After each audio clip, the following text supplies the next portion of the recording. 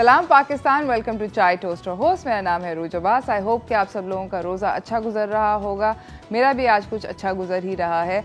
I think that I woke up early today. शायद may be इसकी वजह से ये वजह है कि I am feeling a little bit fresher and more awake, mentally present हूँ। वो जो सो के मेरे ख्याल में ओवर स्लीपिंग से भी है ना, कुछ ज़्यादा बंदा दिमाग वो बिल्कुल मऊफ सा हो जाता है, चलता नहीं है। खैर एनीवेज, आई होप कि आप लोगों का रोज़ा अच्छा गुजर रहा है। मैं आप लोगों को बताती चलूँ कि आज का हमारा जो टॉपिक है वो बहुत अच्छा है।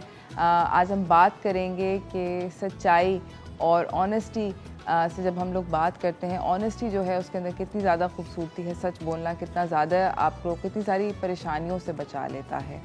मगर फ़िलहाल मेरे पास आपको देने के लिए ये भी सच्ची बात है कि मेरे पास एक अमेजिंग किस्म के वाउचर्स हैं। मेरे पास न्यूयॉर्कर पिज़्ज़ा की जानिब से वाउचर्स हैं। न्यूयॉर्कर पिज़्ज़ा जो है ये इस्लामाबाद, रावलपिंडी, लाहौर, पेशावर और क्वेटा के अंदर मौजूद है। और मेरे पास जशन बाय जिनसोय और बर्गर लैब की जानिब से भी वाउचर्स हैं। तो अब मेरा आज का सवाल इन वाउचर्स, इफ्तार वाउचर्स को जीतने के लिए है कि कुरान की कौन सी सूरा है जिसके अंदर एलिफेंट्स यानी कि हाथियों का जिक्र किया गया। अगर आप इसका सही जवाब देंगे तो मेरे पास तीन वाउचर्स हैं आज देने के लिए। आज विनर्स में ज़्यादा अनाउंस करूँगी, तो प्लीज़ डेफिनेटली कॉल करके इसका सही सवाल दीजिए। बहुत आसान है, कम ऑन भी। आई थिंक हम सब लोगों ने ना इस्लामियात की बचपन वाली क्लास के अंदर ये सूरा पढ़ी थी, याद भी करी थी।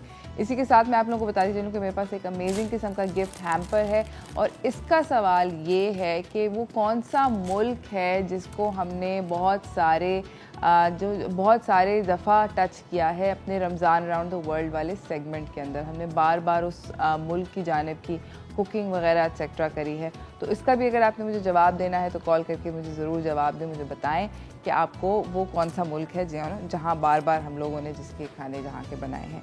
इसी के साथ मैं ये बताना चाहती हूँ कि आज का बजट जो है वो मेरे हाथ के अंदर है। मैं आपको उससे ज़रूर आगाह करना चाहती हूँ। तो चलते हैं आज के बजट की तरफ।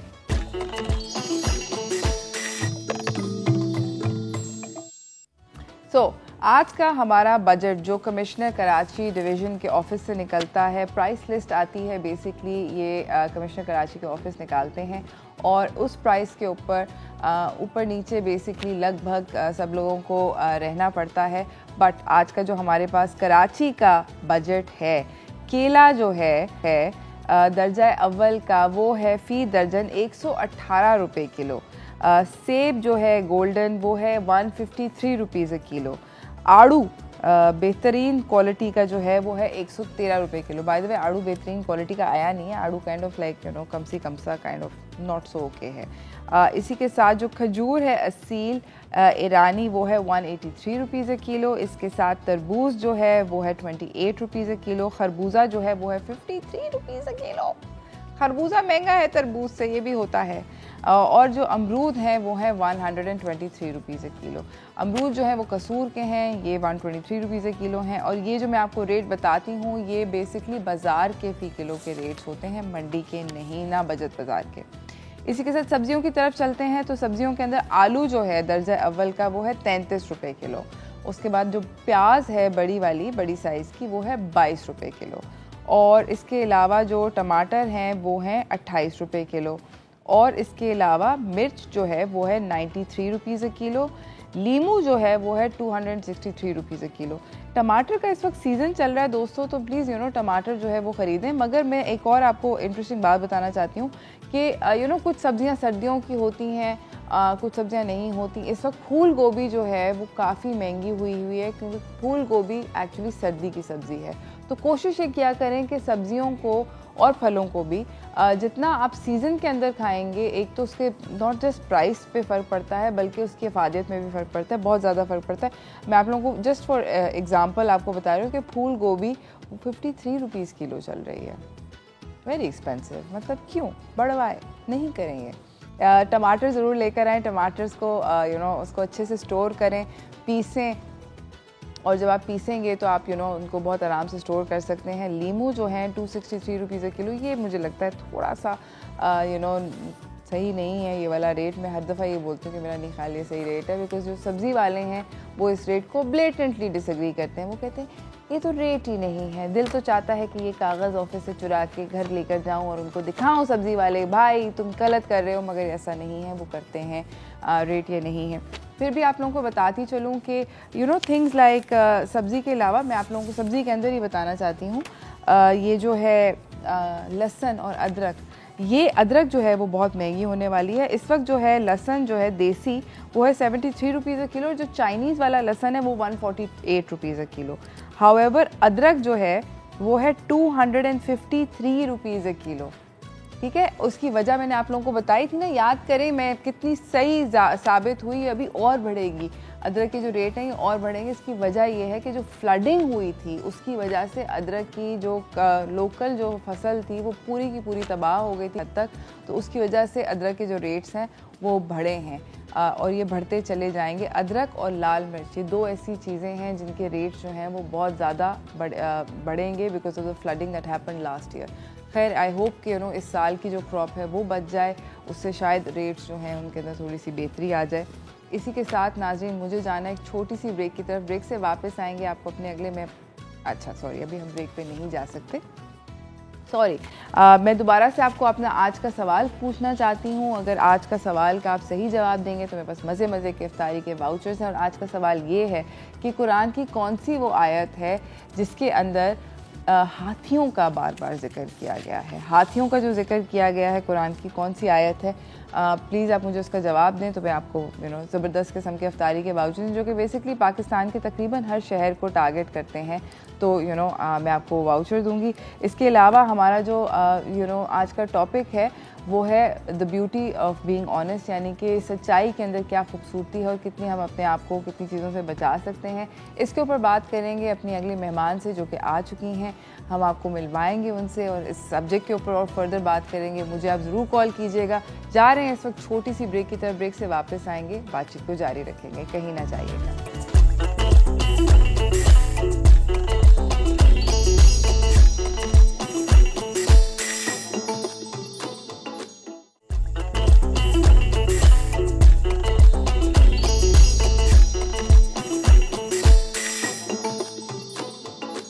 Welcome back everyone. हम लोग बात कर रहे हैं, आज का हमारा जो टॉपिक है वो है कि हम लोगों को ऑनेस्ट रहना, सच बोलना कितना ज़्यादा ज़रूरी है। तो चलते हैं दीन और दुनिया की तरफ।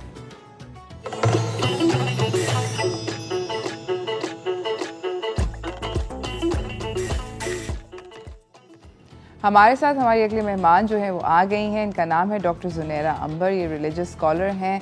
अस्सलाम वालेकुम। वालेकुम अस्सलाम व रहमतुल्लाह। कैसी हैं आप? अल्हम्दुलिल्लाह बिल्कुल ठीक। अच्छा, आज की दुनिया में सच बोलना एक बहुत ज़्यादा डिफ़िकल्ट हो गया, जितना शायद I don't know, I feel like कि ज़्यादा मुश्किल हो रहा है सच बोलना। छोटी छोटी चीज़ों के ऊपर हम छोटे छोटे झूठ बोलते रहते हैं और कहते हैं इट्स ओके, वो तो चलता है।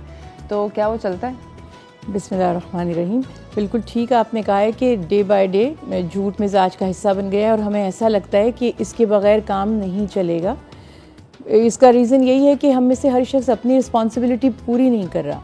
अगर हर शख्स अपनी रिस्पॉन्सिबिलिटी पूरी करता है तो दूसरे को भी सपोर्ट मिलती है और वो इस नहज पे नहीं जाता। जहाँ तक बात है दीन इस्लाम की, तो देखिए दीन इस्लाम के बारे में मैं हमेशा एक पॉइंट कहती हूँ और वो ये कि ये कोई एक रिचुअल या कहना चाहिए कि बस एक मज़हब दे नहीं दिया गया कि आपको अपनी इबादत अदा करनी है और आपको बिल्कुल दुनिया से कट ऑफ करके थोड़ी देर के लिए अल्लाह का जिक्र कर लिया। दीन इस्लाम is a way of life, जिसको आप कहते हैं ना कि मंशूर हयात, स्टेप बाय स्टेप कैसे आपने चलना है जिस रब ने आपको पैदा किया।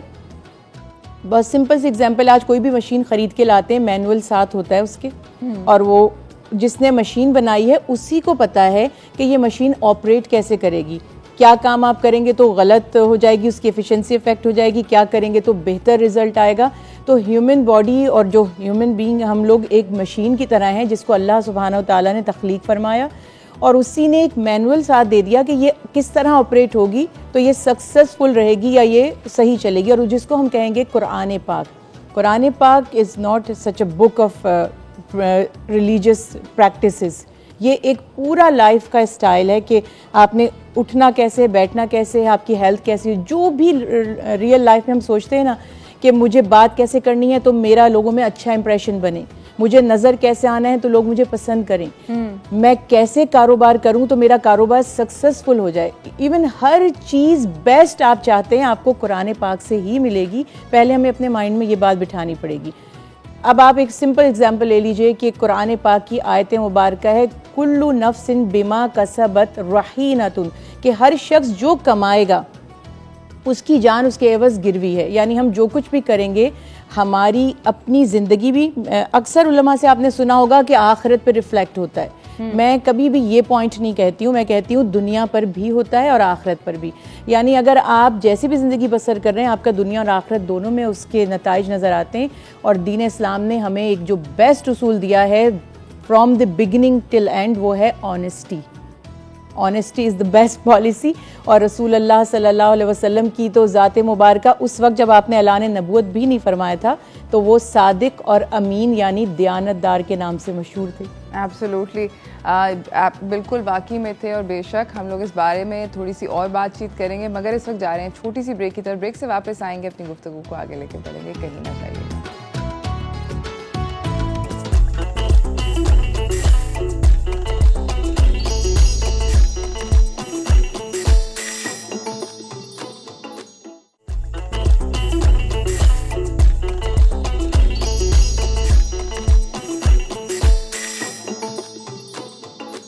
Welcome back everyone. हमारे साथ डॉक्टर जुनैरा अंबर बैठी हुई हैं। हम उनसे बात कर रहे हैं सच्चाई के बारे में।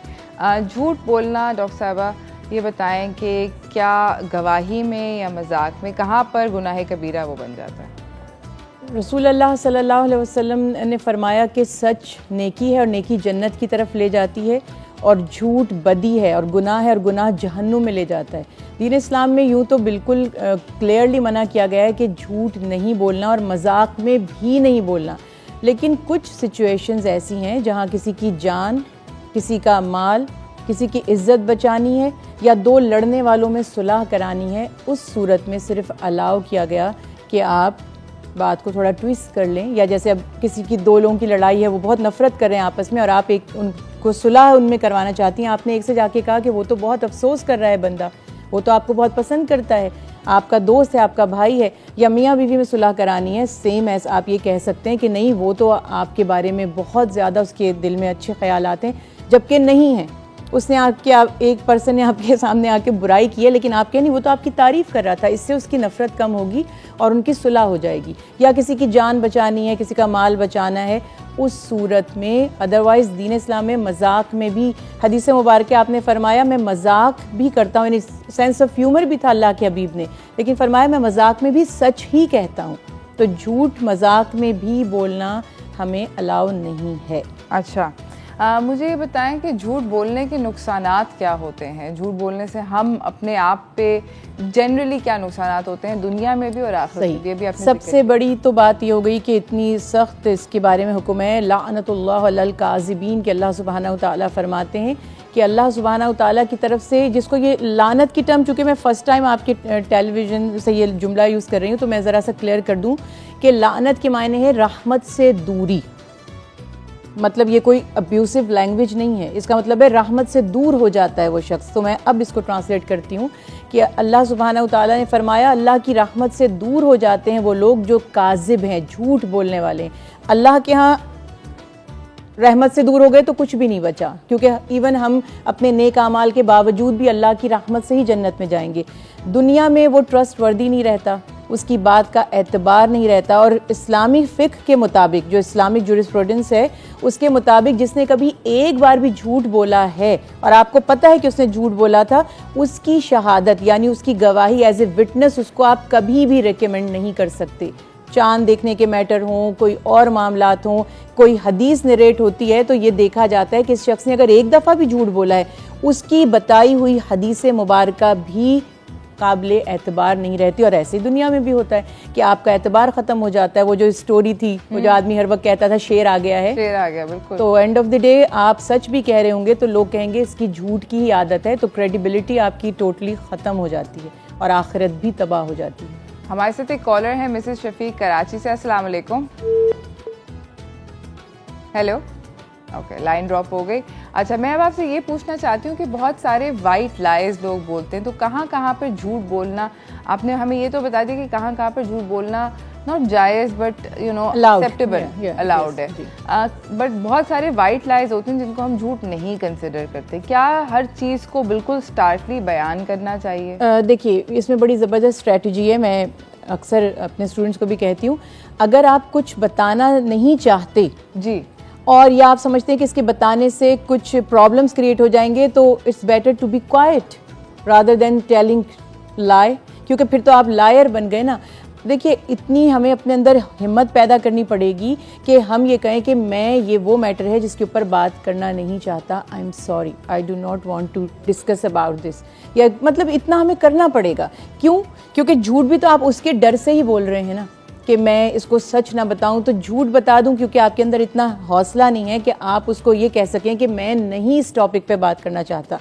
तो अल्लाह सुब्हानहू तआला से डरना हमारे लिए सबसे ज़्यादा अहम है।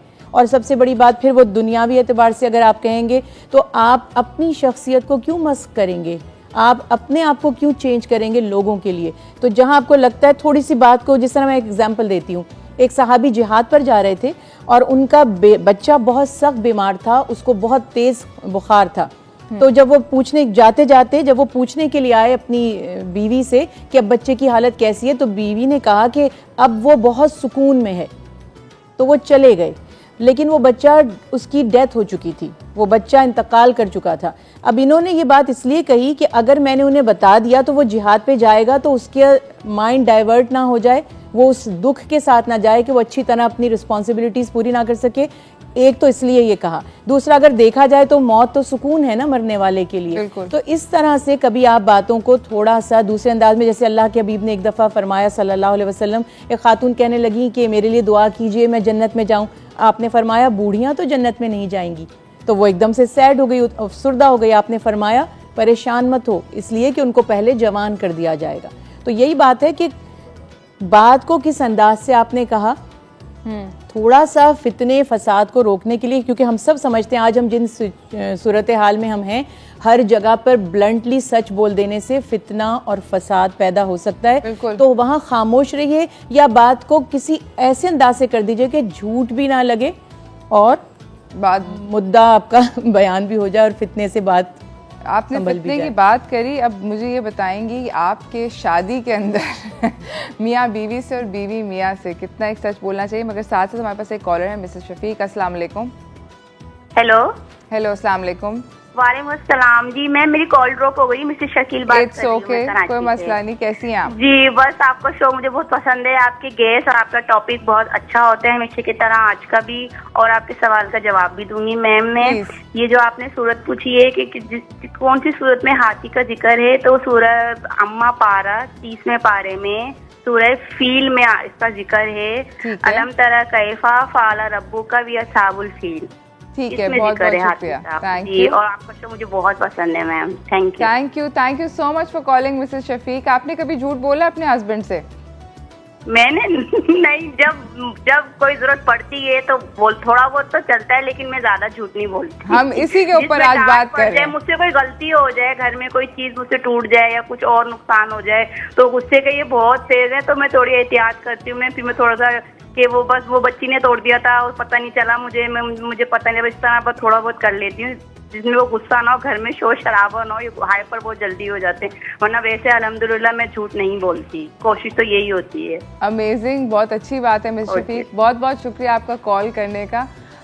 देखें जी, इन्होंने भी यही बात बताई कि छोटे छोटे जो वाइट लाइज होते हैं जस्ट टू अपने घर में पीस रखने के लिए वो बोल देती हैं। तो क्या इसमें मैंने वही अर्ज़ की, जैसे थोड़ा अब वही बात है कि कभी खामोश रहना भी, भाई अब चीज़ टूट गई तो कहें टूट गई, हम घर में हैं, बच्चे भी हैं डायरेक्टली कहना कि बच्चे नहीं तोड़ दी, सो यू कैन जस्ट मतलब ये वॉफल कर लें। हाँ, बस ऐसे कि पता नहीं, जैसे इनडायरेक्टली घर के किसी फर्द बस उनसे कहें भाई टूट गई, अब गुस्सा करने से मतलब कुछ ऐसी बात करें कि बंदे का, लेकिन ऑब्वियसली मैं अंदाज़ा कर सकती हूँ कि वो कितना स्ट्रेसफुल माहौल घर का बन जाएगा जब अगर वो बता रही हैं कि एक शख्स को इतना गुस्सा आता है। तो उसमें यह है कि खामोशी इख्तियार की जाए या थोड़ा सा बात को इस अंदाज से कोशिश करें कि as much as you can, झूठ नहीं बोलें, क्योंकि झूठ बोलना जो है ना स्पेशली हस्बैंड वाइफ के लिए, हाँ टू सम एक्सटेंट दीन इस्लाम में रिकमेंडेड है हस्बैंड वाइफ के लिए। वो किस तरह कि अल्लाह के हबीब ने फरमाया कि ऐसी बात कह देना अपनी बीवी से जिससे वो खुश हो, मतलब दुनिया की हसीन तरीन खातून आप हैं। ये सच तो नहीं होगा ना, नहीं होगा, सच बोलने की तो अहमियत होती लेकिन है। इसमें देखिए क्या है, उसके लिए तो वही हसीन है ना, क्योंकि उसको तो वही अवेलेबल है, उसके लिए तो वही जायज़ है। अब दुनिया में कोई कितना भी हसीन है, अगर वो हमें उससे फ़ायदा नहीं पहुंच रहा तो डजंट मेक एनी डिफरेंस। तो ये बात है, मेरी वालिदा हैं, जितना वो मुझसे मोहब्बत करती हैं कोई नहीं करता, चाहे वो बहुत हसीन ना भी हो। कोई बच्चा बहुत क्यूट है लेकिन वो मेरा बच्चा नहीं है, तो मेरे लिए तो मेरा ही बच्चा अहम है। तो कॉन्सेप्ट ये दिया गया है कि मियाँ बीवी एक दूसरे को ये कह सकते हैं कि आप दुनिया के बेहतरीन लोग हैं, ताकि एक दूसरे से रिश्ता मजबूत हो। ये बड़ी आपने जबरदस्त किस्म की बात कर दी। बस हम यही झूठ नहीं बोलते, बाकी हर जगह झूठ बोल लेते। ये वाला झूठ बोल लें, ये वाला ट्राई करें, ये तो बड़ी अच्छी बात हो जाएगी कि कहने की। इसी के साथ हम एक छोटी सी ब्रेक पे जा रहे हैं, ब्रेक से वापस आएंगे, हमें एक और मेहमान ज्वाइन करेंगी, तो आप लोग कहीं ना जाइएगा, देखते रहिए चाय टोस्ट पे होस्ट।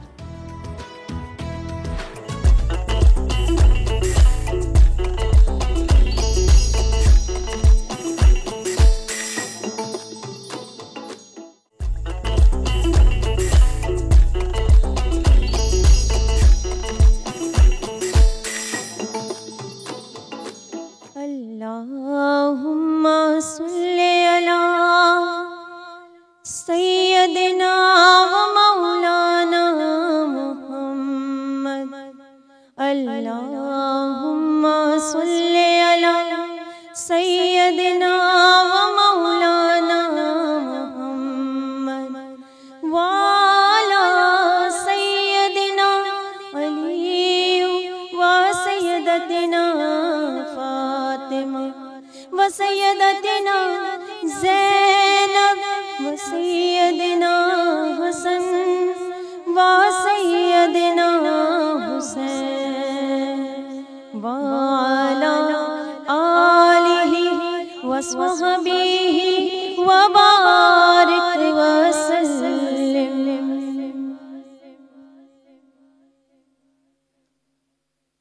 हुजूर ऐसा कोई इंतज़ाम हो जाए,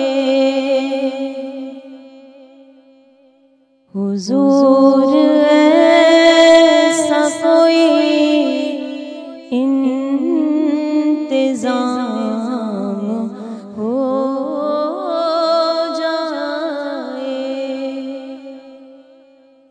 सलाम के लिए हाज़िर गुलाम हो जाए। सलाम के लिए हाज़िर गुलाम हो जाए। मैं सिर्फ देख लूं एक बार सुबह तैबा को,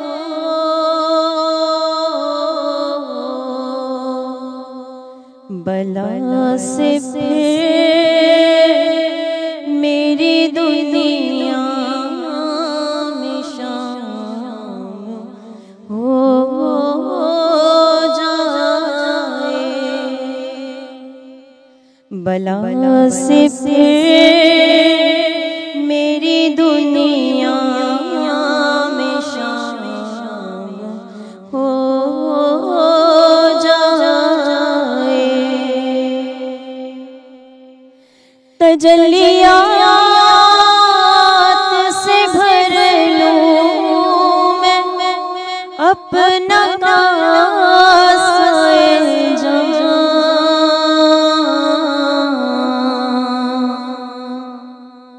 कभी जो उनकी गली में कयाम हो जाए, कभी जो उनकी गली में क़याम हो जाए, हुजूर ऐसा कोई इंतज़ाम हो जाए, सलाम के लिए हाज़िर गुलाम हो जाए, सलाम के लिए हाज़िर गुलाम हो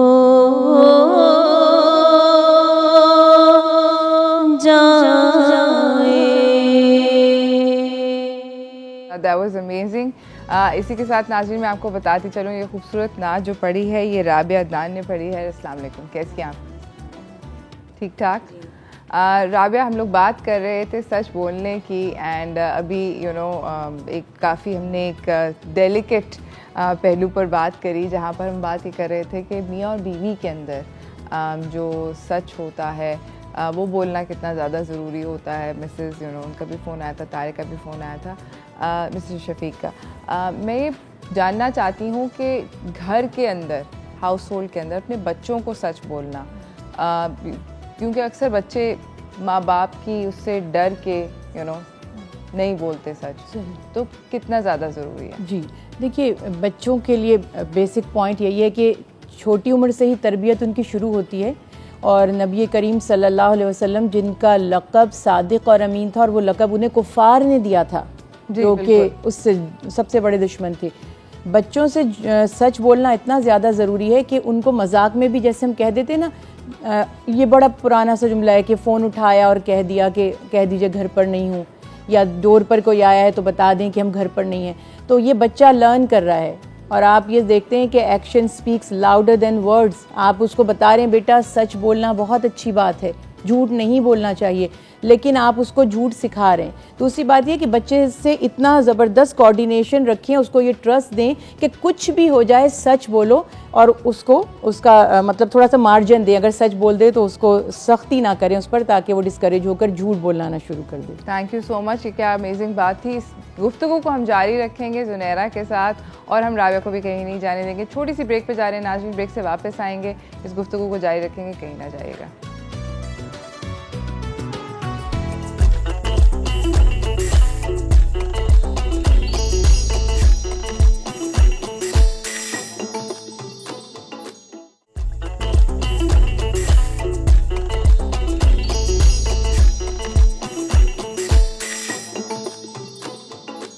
वेलकम बैक एवरीवन। हम लोग बात करें डॉक्टर ज़ुनैरा अंबर से। हमारे साथ नात ख़्वां भी मौजूद हैं, राबिया अदनान, और उसके साथ हमें हमारी फेवरेट समरीन फवाद ने भी ज्वाइन कर लिया है। अस्सलाम वालेकुम। वालेकुम अस्सलाम वरहमतुल्लाह।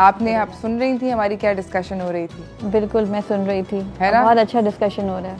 और हम लोग बात कर रहे थे कि बच्चों को सच बोलना, उनसे सच बुलवाना कितना ज़्यादा ज़रूरी है, और उनको इनकरेज करना।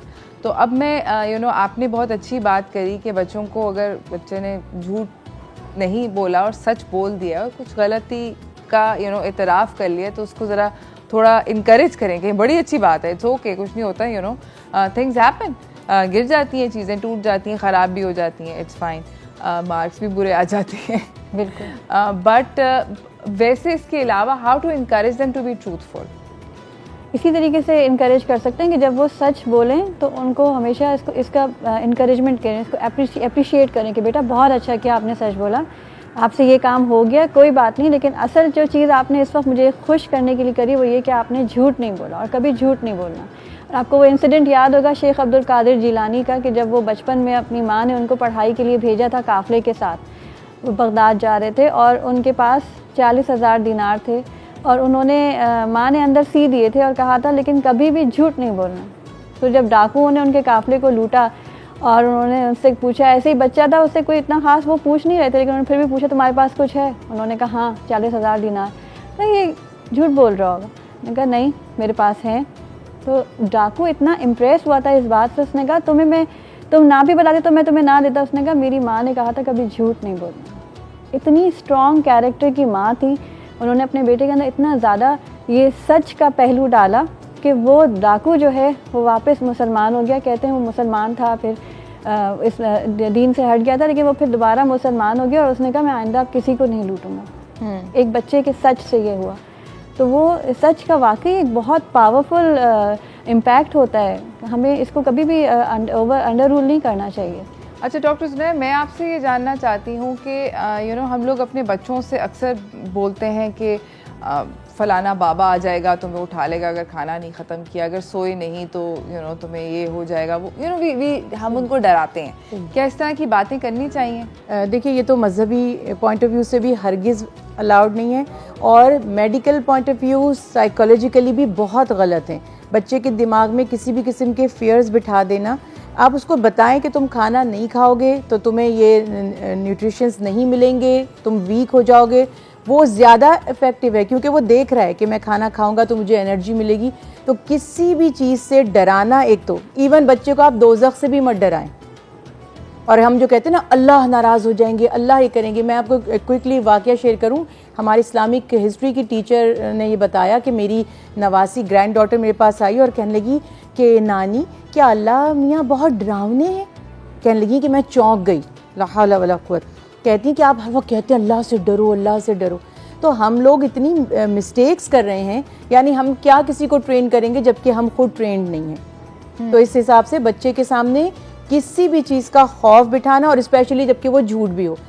अल्लाह सुब्हानहू तआला ने भी पहले जन्नत की बात की है कि आप ईमान लाएंगे और अच्छे काम करेंगे तो आपको जन्नत मिलेगी। सिद्क में भी पहले हदीस मुबारका में है कि इंसान सच बोलता है और सच बोलता चला जाता है, सच्चे काम करता है, हत्ता कि अल्लाह के यहाँ उसको सादिक लिख दिया जाता है। और बंदा झूठ बोलता है और झूठ पर अमल करता है और झूठे काम करता है, हत्ता कि अल्लाह के यहाँ उसको काजिब लिख दिया जाता है। तो पॉजिटिव पॉइंट पहले है दीन में भी, जन्नत का जिक्र पहले है और दोज़ख का, जहन्नुम का और वो पनिशमेंट्स और तंबीहात और वईदें लास्ट में हैं। तो किसी भी सूरत मजाक में भी बच्चे से झूठ या झूठी बात कहना हरगिज़ जायज़ नहीं है। हम उसकी ट्रेनिंग कर नहीं रहे, बल्कि अगर हम उसकी ट्रेनिंग ना करते तो शायद वो बेहतर इंसान बन जाता खुद। एक बच्चा जब पैदा होता है तो हदीस रसूल अल्लाह सल्लल्लाहु अलैहि वसल्लम है कि वो दीन फितरत पे पैदा होता है, अल्लाह के दीन पर, अल्लाह की फितरत पर मासूम पैदा होता है। फिर उसके माँ बाप उसको यहूदी या नसरानी या मुसलमान बनाते हैं। तो हमें हमेशा ऑनेस्टी को अपनाना है और यही हमें तालीम देनी है। और आप देखिए अबू जहल जैसा काफिर भी, जब उसे पूछा गया कि तुम अल्लाह के हबीब के दीन पर ईमान क्यों नहीं लाते, मोहम्मद मुस्तफ़ा सल्लल्लाहु अलैहि वसल्लम पर, तो क्या तुम उन्हें सच्चा नहीं समझते? उसने कहा अल्लाह की कसम मैं मोहम्मद सल्लल्लाहु अलैहि वसल्लम, कहता है मैं मोहम्मद को झूठा नहीं कहता, लेकिन मैं क्या करूं, मैं अपने बाप दादा के दीन को नहीं छोड़ सकता। ये आलम था रसूल अल्लाह सल्लल्लाहु अलैहि वसल्लम के सिद्क़ और ऑनेस्टी की मिसाल। तो आप देखिए हज़रत खुदैजतुल कुबरा रज़ी अल्लाह ताला अन्हा ने पैगाम निकाह जो भिजवाया था, वो ऐसा ताजिर, उनके गुलाम ने आके बताया मैंने ऐसा ताजिर नहीं देखा जो पहले चीज़ का ऐब बताता है और बाद में उसको फ़रोख्त करता है। पूरी दुनिया में जो उस ज़माने में लोग थे, इतनी तेज़ी के साथ रसूल अल्लाह सल्लल्लाहु अलैहि वसल्लम की जो शोहरत और आपका जो नाम बढ़ा है, वो सबसे बड़ा उसमें जो पॉइंट था वो सच बोलना और दयानतदारी करना ही था। बहुत अमेजिंग, बिल्कुल आप बिल्कुल सही बात करें। आई होप कि हम लोग अपने बच्चों को इसी तरह थोड़ा सा बेहतर इंसान बना सकें, सच की आदत डाल सकें। डॉक्टर ज़ुनैरा आपका आने का बहुत बहुत शुक्रिया, thank you so much for coming. Rabia अगर आप जाते जाते अगर हमें कुछ कोई कलाम सुना दें।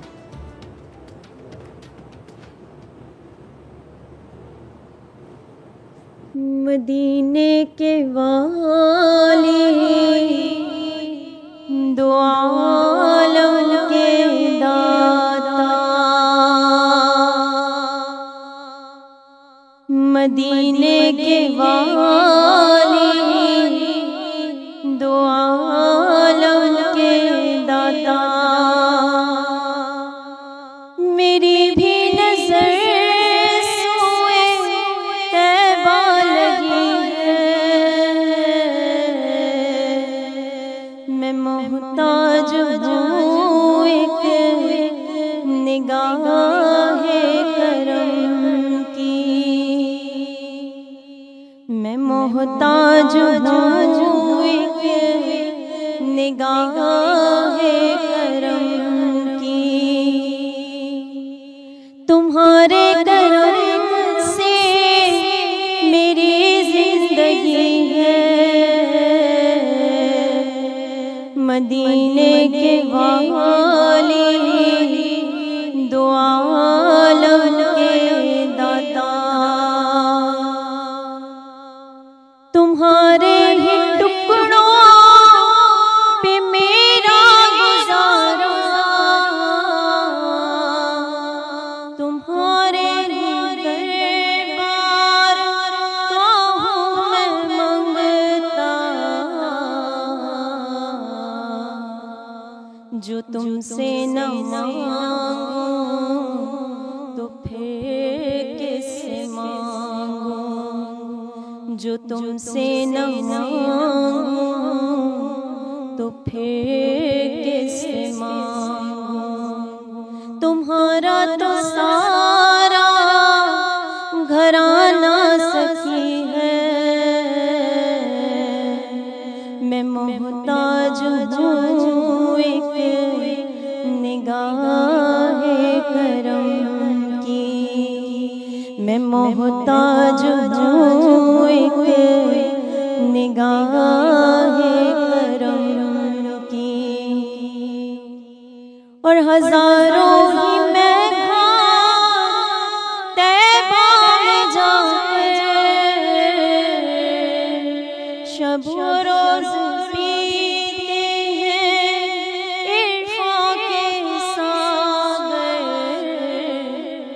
नहीं कोई जाता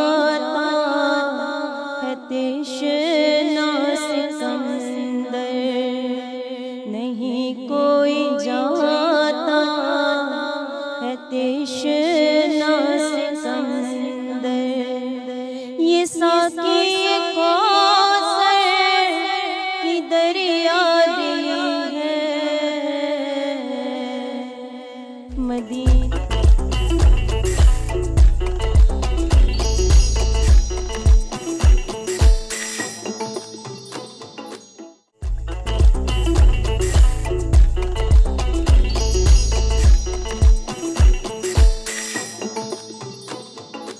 वेलकम बैक एवरीवन। हमारे साथ समरीन हैं जो कि हमें बताएंगी हमारे मुस्लिम हीरोज़ के बारे में। तो चलते हैं आज की, देखते हैं कि कौन है आज के मुस्लिम हीरो।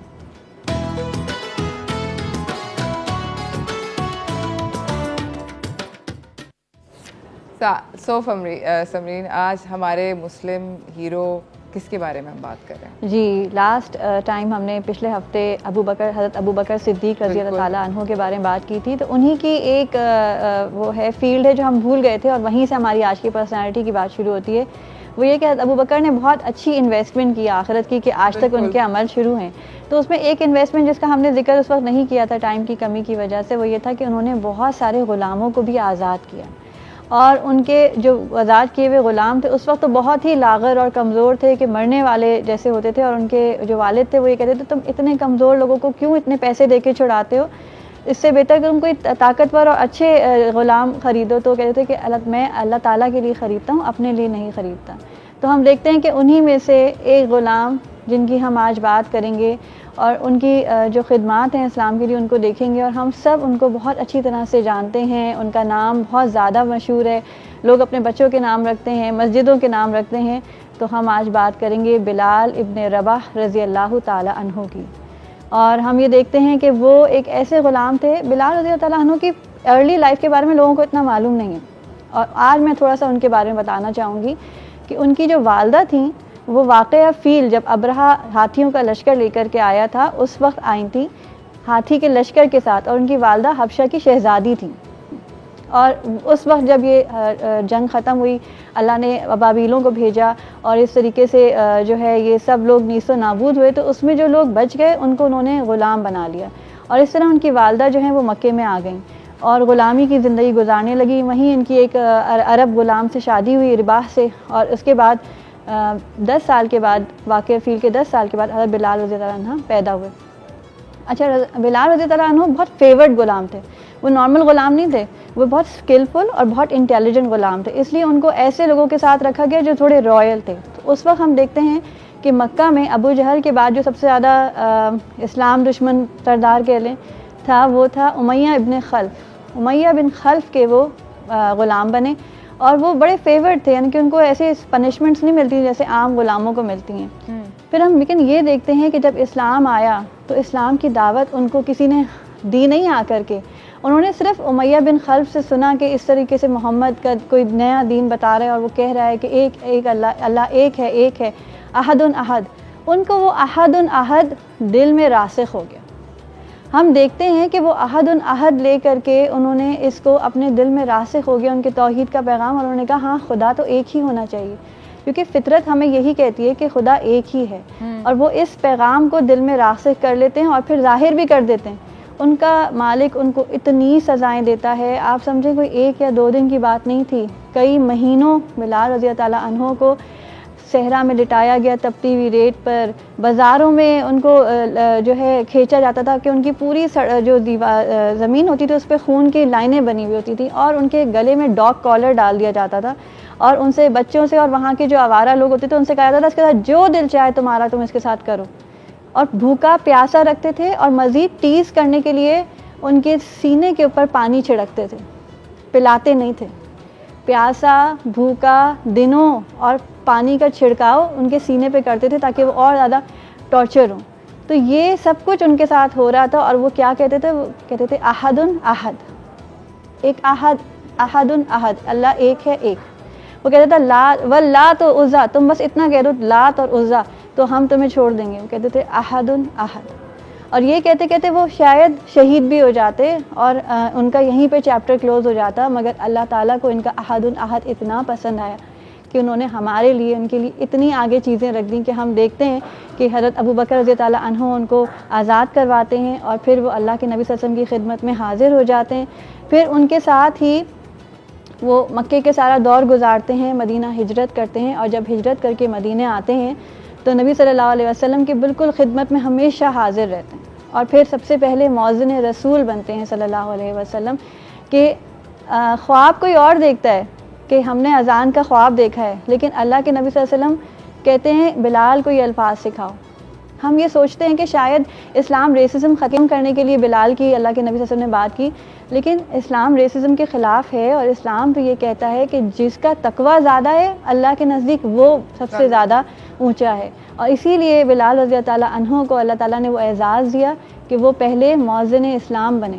उनकी आवाज़ में वो यकीन था, अहदुन अहद। ये कहने में आसान है कि एक तपती हुई रेत पर जब बड़ा सा बोल्डर भी उनके सीने पर रख दिया गया, उस वक्त भी उन्होंने अल्लाह के नाम के अलावा कुछ और नहीं कहा। बहुत अरसे के बाद हज़रत उमर रज़ी ताला अन्हु अपनी खिलाफत के दौर में हज़रत बिलाल से पूछते हैं कि बिलाल, हमारे सरदार बिलाल, आपने ऐसा क्यों कहा अहदुन अहद, और कुछ क्यों नहीं कहा? उन्होंने कहा अगर के बारे में इसके अलावा कोई और चीज़ जानता होता तो मैं ज़रूर कहता, मगर मुझे सिर्फ यही पता था कि अल्लाह एक है एक, यानी कि ना उनको अर्रहमान पता था ना रहीम पता था। लेकिन उनका ईमान कितना मजबूत था कि उन्होंने अपनी जान दे दी इसके लिए, लेकिन उसको नहीं छोड़ा। बिल्कुल। तो बस इसी लिहाज से मैं कहती हूँ कि बिलाल रज़ी अल्लाह अन्हु के जो अहदुन अहद है उससे भी इंसान को मोहब्बत हो जाए, और वो अल्लाह जिसने इस सब चीज़ों को देखा, उनके टॉर्चर को देखा, उसने उनकी कोई भी कुर्बानी रायगा नहीं जाने दी। अल्लाह के नबी सल्लल्लाहु अलैहि वसल्लम के सबसे ज़्यादा करीब रहने वाले, सबसे ज़्यादा हर सहाबी को उनके साथ डायरेक्ट एक्सेस नहीं थी सिवाय बिलाल रज़ी अल्लाह अन्हु को। किसी को मिलना होता तो बिलाल से पहले इजाज़त मांगनी पड़ती थी कि नबी सल्लल्लाहु अलैहि वसल्लम से इजाज़त लेकर के दे दें। मौज़िन रसूल होने का क्या फ़ायदा हुआ कि हर नमाज के लिए आके पहले पूछते थे अस्सलातु या रसूल अल्लाह, नमाज का वक्त हो गया अल्लाह के नबी सल्लल्लाहु अलैहि वसल्लम, और वो कहते थे, आप सल्लल्लाहु अलैहि वसल्लम जवाब देते थे अरेहना बिहा या बिलाल, यानी कि हमें अज़ान दे करके सुकून और राहत पहुँचाओ। और हज़रत बिलाल उस वक्त नमाज अज़ान के लिए ऊपर चढ़ते थे, और फिर अशहदु अन्ना मुहम्मद रसूलुल्लाह जब कहते थे तो नबी सल्लल्लाहु अलैहि वसल्लम उनको सामने से नज़र आते थे कि वो जमात के लिए आ रहे हैं। और वो हमेशा इसी मंज़र के साथ उन्होंने ज़िंदगी गुजारी थी कि जब भी अशहदु अन्ना मुहम्मद रसूलुल्लाह कहते थे तो अल्लाह के नबी सल्लल्लाहु अलैहि वसल्लम को सामने देखते थे। क्या ज़बरदस्त बात है। आई मीन इट्स जस्ट सुनकर ही कितना ज़्यादा अच्छा महसूस होता है। इस गुफ्तगू को जारी रखेंगे नाज़रीन हम लोग, मगर जा रहे हैं इस वक्त छोटी सी ब्रेक की तरफ। ब्रेक से वापस आएंगे, गुफ्तगू अपनी सबरीन के साथ जारी रखेंगे, कहीं ना जाइएगा।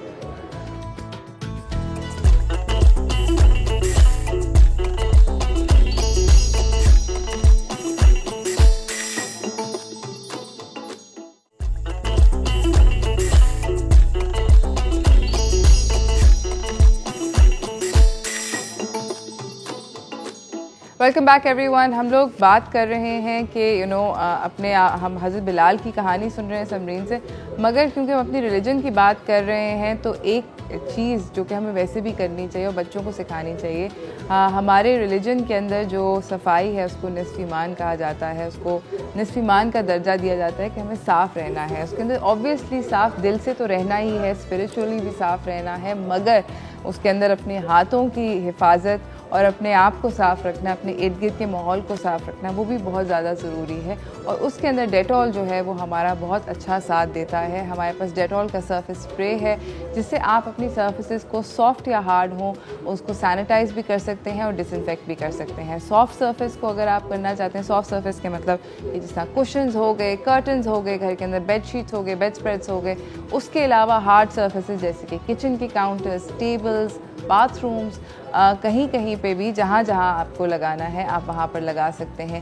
सैनिटाइज़ करने का तरीका ये है कि आप इसको स्प्रे करें, 15 से 20 सेंटीमीटर दूर रख के आप अगर इसको स्प्रे करें और इसको फिर अगर छोड़ दें तो ये जो है ये बहुत अच्छे से उस जगह को सैनिटाइज़ कर देता है अगर आप वाइप कर लें। और अगर आपने डिसइंफेक्ट करना है, वहाँ पे कम्प्लीटली जरासीम को मारना है, तो फिर इसको आप वाइप कर लें तो उस जगह को डिसइंफेक्ट कर सकते हैं। इसी के साथ डेटॉल का हैंड सोप है जो कि हमें 100 से ज़्यादा बीमारियों से बचाता है।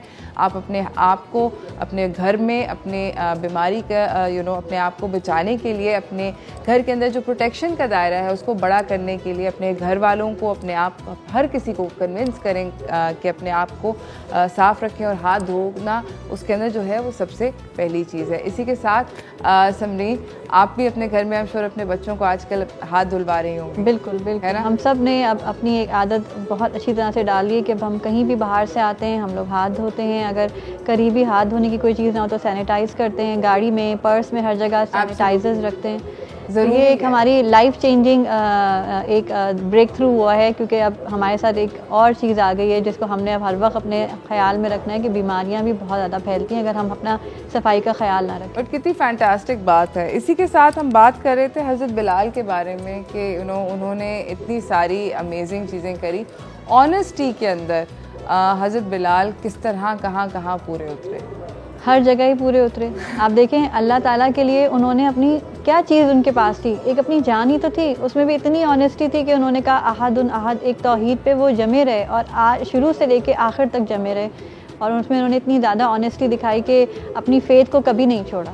बिल्कुल, उनको हर तरह वो चाहते तो अपने मालिक की एक दफ़ा बात मान के अपनी ज़िंदगी बचा सकते थे, मगर उन्हें अपनी ज़िंदगी दाव पर लगा दी इस तौहीद के लिए कि एक अल्लाह है, बस एक। में वाकई में, और कितना सारा उन्होंने कितना कुछ बर्दाश्त किया। इसके अलावा आप बता रही थी और हज़रत बिलाल रज़ी अल्लाह अन्हु के बारे में बता रही थी कि अब जब वो मदीने के अंदर आ गए और मौज़िन रसूल बन गए तो हम देखते हैं ग़ज़वा बदर पेश आती है। और ग़ज़वा बदर जिस वक्त ख़त्म हो रही होती है उस वक्त उनको अपना मालिक उमय्या इब्न खल्फ नज़र आता है। बिलाल रज़ी अल्लाह अन्हु को कुछ भी नहीं भूला था, भी उन्हें कितने उन्होंने ज़ख़म खाए थे। उनको वो कहते थे या इब्न सौदा, ए काली माँ के बेटे। ये इनका एक ड्रॉगेटरी टर्म था जो उनके लिए यूज़ होता था और वो उससे बहुत तकलीफ़ में रहते थे। उन्होंने जब उसको देखा और उस वक्त तक जंग ख़त्म हो चुकी थी, वो एज अ कैदी सबमिट कर चुका था अपने आप को कि अब मुझे अपने अमान में ले लो और मैं अब जो भी होगा मैं पैसे वैसे दे के अपने आप को छुड़ा लूँगा। अभी अब्दुर्रहमान बिन औफ को उन्होंने अपनी उसमें सबमिशन में ले लिया ही था कि बिलाल रज़ी अल्लाह अन्हु भागते हुए आए। उन्होंने कहा माँ नजात इन नजा, माँ नजात इन नजा, यानी कि या ये रहेगा या मैं रहूँगा, आज तो एक को रहना है। और अल्लाह ताला, और वो नेज़े लेकर के आ गए और अब्दुर्रहमान बिन औफ चूँकि उनको अमान दे चुके थे, वो उनको कवर कर रहे थे, उनको शील्ड करने की जितनी हद तक कोशिश कर सकते थे कर रहे थे। मगर अल्लाह ताला ने बिलाल रज़ी अल्लाह अन्हु को ये फतह दी कि उन्होंने अपने मालिक जिसने उनको इतनी तकलीफ़ें दी थी अल्लाह की राह में, उसको उस दिन कैफर किरदार तक पहुँचाया और उमैया बिन खल्फ जो है उस दिन कत्ल हुआ बिलाल रज़ी अल्लाह ताला अन्हु के हाथ। और इस तरह से उनको एक सुकून हासिल हुआ, क्योंकि हम नहीं समझ सकते उन्होंने बचपन से लेकर के उस वक्त तक कितनी तकलीफ़ें उठाई थी। फिर हम देखते हैं कि जब फ़तह मक्का का दिन आता है, कहते हैं ग़ज़वा बदर जो था वो हमज़ा का दिन था, उहद जो था वो तलहा बिन उबैदुल्लाह का दिन था, खंदक जो था सलमान फ़ारसी का दिन था, और फ़तह मक्का बिलाल इब्ने रबाह का दिन था। क्यों? क्योंकि हम देखते हैं कि वही बिलाल जिसको वहाँ सहराओं में तपती रेत पर लिटा करके मारा जाता था, जिसको सड़कों पे फिराया जाता था, ज़मीन पे ड्रैग किया जाता था, उसी बिलाल को अल्लाह के नबी सल्लल्लाहु अलैहि वसल्लम खाने काबा के अंदर लेके जाते हैं और उनके साथ बुतों को तोड़ते हैं और फिर उनको हुक्म देते हैं कि बिलाल छत पर जा कर के अजान दो। और वो कहते हैं वो मंज़र जो मुशरिकीन मक्का थे उनके ऊपर इतना भारी था, जो बुतों का टूटना भी इतना मुश्किल नहीं लगा था उनको, जितना कि बिलाल रज़ी ताला अन्हा एक काले ग़ुलाम का छत के ऊपर जाके खड़े होकर के अजान देना। लेकिन अल्लाह के नज़र में तकवा सबसे ज़्यादा है। तो हज़रत बिलाल का जो वो यकीन था अहदुन अहद का, वो तकवा अशहदु अन ला इलाहा इल्लल्लाह में सबसे ज़्यादा वो यकीन था। और जब वो खड़े हुए, और उस वक्त का हम मंज़र इमेजिन कर सकते हैं कि जिस वक्त सारे लोग खड़े हुए देख रहे हैं कि एक ग़ुलाम जो है, एक हबशी जो है वो अजान दे रहा है, तो उस वक्त जो लोग थे वहाँ के उन्होंने बड़ी कमेंट्स की थी। किसी ने कहा गुराब कौवा, किसी ने कहा कि क्या ये एक काली का बेटा ये क्या कर रहा है ऊपर छत पे, और मोहम्मद को कोई और नहीं मिला इससे बेहतर जिससे वो अजान दिलवाते। मगर अल्लाह ताला ने उनको इसके लिए चुना था। अल्लाह के नबी सल्लल्लाहु अलैहि वसल्लम ने जो भी हुक्म दिया इसमें अल्लाह ताला ही की तरफ से हुक्म था कि अल्लाह ताला ने उनको इसके लिए चुना कि वो छत पे जाएं। उनको ये एज़ाज़ मिला कि वो पहले मौज़िन बने मदीना में, पहले मौज़िन बने खाना काबा में। और हम देखते हैं कि हज़रत उमर रज़ी अल्लाह अन्हा के दौर में जब अल-कुद्स मस्जिद अक्सा फ़तह होती है तो हज़रत उमर उन्हीं से कहते हैं कि बिलाल आज हमें वो पुरानी यादें ताज़ा कर दो जब हम अल्लाह के नबी सल्लल्लाहु अलैहि वसल्लम के लिए अज़ान देते थे। तो हज़रत बिलाल ही वो पहले शख्स हैं जिन्होंने अल-कुद्स मस्जिद अक्सा में जाकर पहली अज़ान दी। तो वहाँ के भी पहले मौज़िन हज़रत बिलाल रज़ी अल्लाह ताला अन्हु ही बनते हैं। सुभान अल्लाह, क्या ज़बरदस्त बात है। इसी के साथ नाज़रीन हम छोटी सी ब्रेक पे जा रहे हैं, ब्रेक से वापस आएंगे, गुफ्तगू को जारी रखेंगे, कहीं ना जाइएगा, देखते रहिए।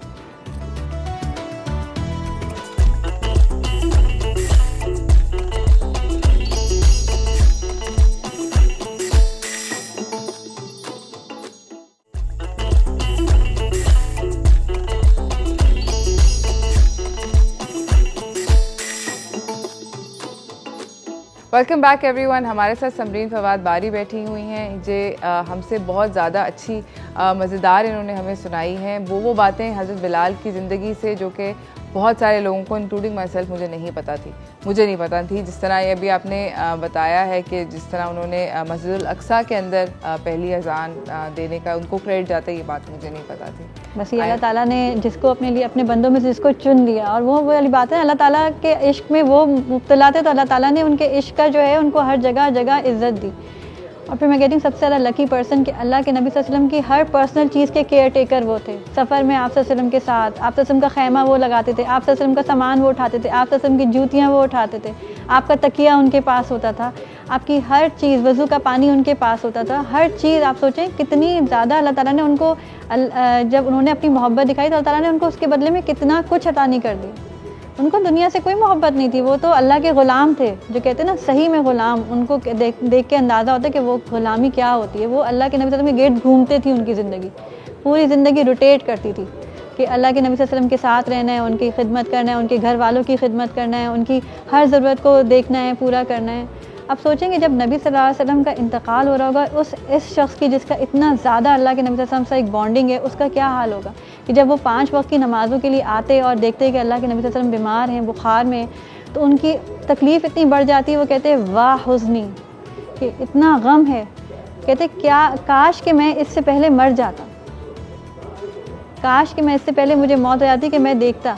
और फिर हम देखते हैं कि नबी सल्लल्लाहु अलैहि वसल्लम के इंतकाल के बाद जैसे ही पहली अज़ान देने का वक्त आता है, ज़ुहर की अज़ान का वक्त होता है और बिलाल रज़ियल्लाहु अन्हु चढ़ते हैं ऊपर और अज़ान देना शुरू करते हैं, और जैसे ही अशहदु अन्ना मोहम्मद उनके मुंह से नहीं निकलता, चोक करते हैं, बार बार कोशिश करते हैं, अज़ान में बार बार ये कहने की कोशिश करते हैं, और लोग भी उनके साथ रोना शुरू हो जाते हैं, बिल्कुल जो है ब्रोक डाउन हो जाते हैं। और फिर देखते हैं कि वो नहीं कह पाते, वो नीचे उतरते हैं। और उसके बाद अब्दुल्ला इब्ने उम्मे मक्तूम जो दूसरे नाबीना सहाबी दूसरे मौज़िन थे, वो आकर के अज़ान देते हैं और बिलाल रज़ियल्लाहु अन्हा कहते हैं कि आज के बाद मैं कभी अज़ान नहीं दूंगा।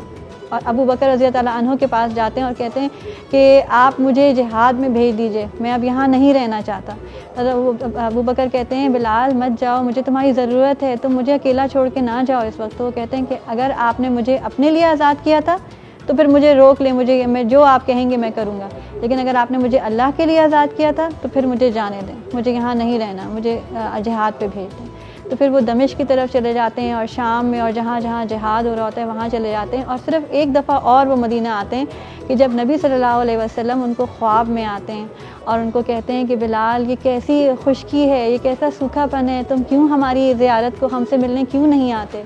तो बिलाल रज़ियल्लाहु अन्हु ख्वाब से उठते ही रोना शुरू कर देते हैं और उसी वक्त सामान बांधते हैं, रातों रात मदीने के लिए रवाना हो जाते हैं। और मदीने पहुंचते हैं तो अल्लाह के नबी सल्लल्लाहु अलैहि वसल्लम की जो हुजरा है आयशा का, उस पे जाकर के बहुत रोते हैं। और हज़रत हसन और हुसैन जो हैं वो उनसे फरमाइश करते हैं, बहुत ज़्यादा इसरार करते हैं कि आप अज़ान दें। तो हज़रत बिलाल फिर एक दफ़ा अज़ान देते हैं और जब बिलाल रज़ियल्लाहु अन्हु अज़ान देते हैं पूरा मदीना निकल आता है अपने घरों से रोते हुए कि उनको लगता है कि दौरे मोहम्मद सल्लल्लाहु अलैहि वसल्लम वापस आ गए, क्योंकि वो आवाज़ थी जो मोहम्मद सल्लल्लाहु अलैहि वसल्लम की ज़िंदगी तक ही रही उनके साथ। और फिर जैसे ही आप सल्लल्लाहु अलैहि वसल्लम का इंतकाल हुआ उसके बाद बिलाल रज़ियल्लाहु अन्हु ने कभी अज़ान नहीं दी थी। और फिर हम देखते हैं जब उनका इंतकाल हो रहा है, अब बिलाल रज़ियल्लाहु अन्हु शाम चले गए, उन्होंने फतुहात में हिस्सा लिया, लेकिन फिर देखते हैं कि वो ताऊन अमवास जो उस वक्त प्लेग फैला था, शाम में भी था, उससे वो भी अफेक्ट हुए। और ताउन के ज़रिए ही उनकी कहते हैं कि आखिरी वक्त उनको ताउन की ही अफेक्टेड थे जिससे वो इंतकाल कर रहे थे। और उनकी बीवी के भी उस वक्त वही लफ्ज़ कही थी, वाह हुज़नी वाह मुसीबती, कि कैसी गम की मौका आ गया, कैसी मुसीबत आ गई। तो वो क्या कहते हैं आगे से, कहते हैं नहीं ये नहीं कहो, कहो वाह फ़रहता, कैसी खुशी का मौका है, क्योंकि कल गदन मैं अपने दोस्तों से जाके मिलूँगा, अपने मोहम्मद सल्लल्लाहु अलैहि वसल्लम से और अपने सहाबा से जाके मिलूँगा। और वो उसमें बहुत मतलब उनकी मोहब्बत ही अल्लाह से और अल्लाह के नबी से थी, तो उनको मौत तो बहुत ही खुशी का दिन लग रहा था। तो हज़रत बिलाल रज़ियल्लाहु अन्हु की ज़िंदगी में इतनी कहना चाहिए पहलू हैं कि हम देखें तो हमें नहीं पता अल्लाह के नबी सल्लल्लाहु अलैहि वसल्लम की कितनी ही तन्हाई के मौके हैं जो हज़रत बिलाल रज़ियल्लाहु अन्हु को पता हैं, कितने ही राज थे हज़रत बिलाल रज़ियल्लाहु अन्हु को पता था। वो पहले बैतुल माल के खाजिन थे, ट्रेजरार थे, उनके पास सारी अमानतें आती थी। ईद पर जो औरतें वगैरह जो भी अपनी तरफ से हदिया देती थी वो सब बिलाल के पास आता था और फिर नबी सल्लल्लाहु अलैहि वसल्लम की ताकीद के हिसाब से बिलाल वो सब चीज़ें लोगों को बांटा करते थे, दिया करते थे। तो ये चीज़ें, ये ऑनर अल्लाह ताला ने उनको ऐसे ही नहीं दिया। हम देखते हैं उनका जो तौहीद है, मैं बार बार इसी वर्ड पे आती हूँ, लेकिन मुझे इस अहदुन अहद से इतनी मोहब्बत शायद इससे पहले कभी नहीं थी जितना मैं बिलाल को पढ़ करके इस अल्लाह की इस सिफ्त अहदुन अहद के ऊपर आकर के जो है मैं कहते ना इन लव हो गई कि इसमें आकर के इंसान डूब जाए कि अल्लाह ताला ने इस एक की मोहब्बत जब उन्होंने अल्लाह ताला ने उनको दुनिया की हर नेमत अता फरमा दी जो उनकी ख्वाहिश थी, और फिर उनको जन्नत भी अता फरमाई और फिर उनको सैयदुल मौज़िनीन भी कहा, यानी कि सारे मौज़िनों के क़यामत के दिन वो सरदार होंगे, सबसे आगे चल रहे होंगे। और उस दिन जो मौज़िन होंगे क़यामत के दिन वो अपनी ऊंची गर्दनों, लंबी गर्दनों की वजह से पहचाने जाएंगे और हज़रत बिलाल उनमें उनके सबसे बड़े सरदार होंगे। फिर हम ये भी देखते हैं कि नबी सल्लल्लाहु अलैहि वसल्लम ने कहा कि बिलाल तुम अपनी कौन सी ऐसी नेकी है जिससे तुम उम्मीद करते हो कि अल्लाह ताला तुम्हें जन्नत अता फरमाएगा, क्योंकि मैंने तुम्हारे कदमों की आवाज़ जन्नत में अपने से आगे सुनी है। तो बिलाल रज़ियल्लाहु अन्हु ने कहा कि मैं वैसे तो कोई ऐसा अमल नहीं करता, लेकिन जिस अमल से मुझे उम्मीद है वो ये है कि हाँ दिन और रात में मैं जब भी वज़ू करता हूँ तो मैं उसके साथ अल्लाह ताला जितना मेरी तकदीर में लिख दे मैं नफिल पढ़ देता हूँ, तो शायद ये अमल मेरा अल्लाह ताला को पसंद आ जाए। तो तहियतुल वज़ू जो है वो भी हमें बिलाल रज़ियल्लाहु अन्हु के थ्रू मिला कि हमें वज़ू करने के बाद नफिल पढ़ने चाहिए। और मैं अंदाज़ा लगाई थी कि जितनी सारा दिन में वो कितनी दफ़ा वज़ू करते होंगे, जब सो के उठते होंगे तब भी करते होंगे, जब वॉशरूम जाते होंगे तो भी करते होंगे, तो कितनी दफ़ा के वज़ू और कितने नफिल। उन्होंने वो नफिल नहीं बताया कि वो 2 नफिल पढ़ते थे या 8 पढ़ते थे, उन्होंने कहा जितना अल्लाह मेरी तकदीर में लिख देता है मैं उतने नफिल पढ़ लेता हूँ। क्या बात। और अल्लाह ताला ने उनके लिए जन्नत और अल्लाह के नबी सल्लल्लाहु अलैहि वसल्लम अपने से आगे महसूस कर रहे हैं, ये भी कितनी बड़ी बात है। तो अल्लाह ताला ने उनकी हर अमल को अल्लाह ताला ने एक इज़्ज़त बख्शी और हमारे लिए उनके लिए इतने सारे उनके अमल करने के पर्ल्स दे दिए कि इन जेम्स को हम चुने अपनी ज़िंदगियों में, अल्लाह की मोहब्बत को, अल्लाह के नबी सल्लल्लाहु अलैहि वसल्लम की मोहब्बत को लेकर के आएँ तो अल्लाह ताला उसको उस अमल को ज़ाया नहीं करेगा इंशाअल्लाह। आमीन। आई होप कि हम सब लोगों के भी रोज़े कबूल हो, नमाज़ें कबूल हो, हम लोगों को भी मौका मिले कि जब हम लोग भी इस तरह की चीज़ कर सकें। इसी के साथ नाज़रीन मैं बताती चलूँ कि मेरे पास एक बहुत अमेजिंग सा तोहफ़ा है। ज़्यादा तोहफ़े तो नहीं दे सकती बट एक छोटा सा तोहफ़ा है समरीन के लिए। डालडा की इम्यूनिटी किट है। इसके अंदर डालडा ने एक बहुत अमेजिंग प्रोडक्ट बनाया है। इसके अंदर बेसिकली कनोला ऑयल है जो कि कलौंजी के तेल के साथ इन्फ्यूज़ है। समरीन मुझे ब्रेक में बता रही थी कि ये इनके घर में भी कलौंजी के तेल का बहुत ज़्यादा इस्तेमाल किया जाता है। सो बेसिकली इसके अंदर एज यू कैन सी कि कलौंजी का ऑयल है इन्फ्यूज़ड है। आप लोगों को ये तो जानते ही होंगे कि इस ऑयल के अंदर वैसे विटामिन ए, डी, ई तो मौजूद है, ओमेगा 3 और 6 भी हैं, मगर इसके अलावा कलौंजी के अंदर एक और स्पेशल चीज़ होती है, उसका नाम होता है थाइमोक्विनोन। सो बेसिकली वो भी इसके अंदर शामिल है जो कि सेहत के लिए बहुत अच्छा है और हमारी इम्यूनिटी को बहुत ज़्यादा बढ़ाता है, जो कि बहुत ज़्यादा ज़रूरी है। एंटीऑक्सीडेंट्स भी हैं। साथ में आप लोगों को ये बताती चलूँ कि इसके अंदर समरीन के लिए बेसिकली आप खाना पका रही हैं ना समरीन आजकल, तो इसके अंदर हमारे पास एक छोटी सी कुक बुक है जो कि आपके बहुत सारी मज़े की रेसिपीज़ हैं, जैसा किमची सूप है, यहाँ पर थाई लेमन सूप है, बहुत सारी चीज़ें हैं जो कि आप इस ऑयल के साथ बना सकती हैं। आई होप कि आप इस ऑयल को अपनी ज़िंदगी का हिस्सा बनाएं ताकि आपकी ऑब्वियसली आपकी और आपके घर वालों की इम्यूनिटी जो है वो स्ट्रॉन्ग हो। बहुत बहुत शुक्रिया, बहुत जज़ाकल्लाह आपका भी और डालडा का भी कि जिसने इम्यूनिटी किट बनाई, क्योंकि ये वाकई जो ये बाय द वे आपके लिए है Samreen, thank you so much. आप प्लीज़ एंजॉय कीजिएगा और इससे जो भी इसके अंदर रेसिपीज़ हैं वो ज़रूर ट्राई कीजिएगा एंड आई होप कि आप और आपके घर वाले ये डालडा की तरफ से इम्यूनिटी किट को एंजॉय करें। इसी के साथ नाजरीन बहुत बहुत शुक्रिया आपका आने का और आज का विनर भी मैं अनाउंस करना चाहती हूँ। आज की विनर है मिसेस शफीक कराची से। बिल्कुल सही जवाब था। एलिफेंट्स का जिक्र यानी कि हाथियों का जिक्र कुरान की सूरह फील के अंदर हुआ है, जहाँ फील का वाक़या जो है वो पूरे का पूरा एक स्टोरी है, काफ़ी ज़बरदस्त उसकी ट्रांसलेशन है, ज़रूर अगर कभी मौका मिले तो उसको पढ़िएगा। इसी के साथ मैं बताती चलूँ कि जो इफ्तारी का वाउचर मिसेस शफीक ने जीता है वो है जशन बाय जिनसोय रेस्टोरेंट और बर्गर लैब की जानिब से और न्यूयॉर्कर पिज़्ज़ा की जानिब से। सो आई होप कि आप सब लोग अपनी इफ्तारी को एंजॉय करें हमारी तरफ से। आज के लिए मुझे और मेरी टीम को इजाज़त दीजिए। हम कल मिलेंगे एक नए शो के साथ। हमारी तरफ से अल्लाह हाफ़िज़।